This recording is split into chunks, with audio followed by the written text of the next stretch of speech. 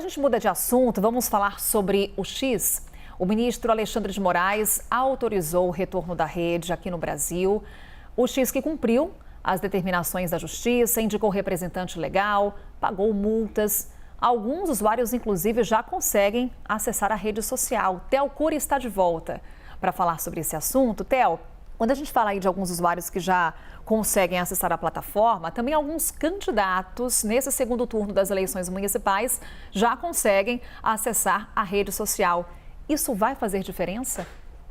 Olha, na avaliação das pessoas com as quais eu conversei, não vai ter um impacto muito grande, nem politicamente, nem no âmbito judicial. Até porque o X, ele saiu de cena durante a pré-campanha, né? Durante a campanha eleitoral, ficou fora do ar por um mês, e muitos desses candidatos que estão no segundo turno, principalmente levando em consideração, por exemplo, a cidade de São Paulo, não tem uma presença massiva no Twitter a ponto de essa rede social a mais fazer a diferença para a campanha deles, falando, por exemplo, de Guilherme Boulos e de Ricardo Nunes.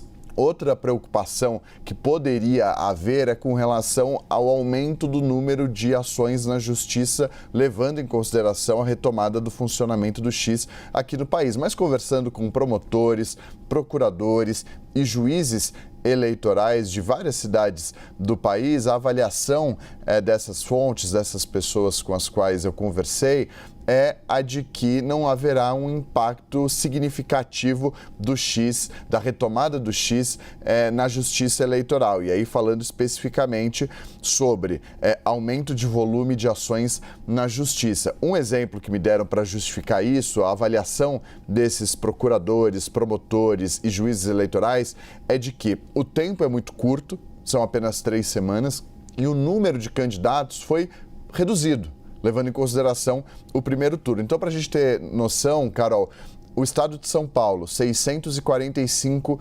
municípios. Dos 645 municípios, 18 vão ter segundo turno para prefeito, ou seja, houve uma redução muito grande da quantidade. E a avaliação de muitos desses operadores do direito eleitoral a opinião deles é de que as redes sociais não tiveram um peso tão grande maléfico como poderia ter. Então, com relação a direito de resposta, com relação a ações na justiça, rebatendo outra candidatura.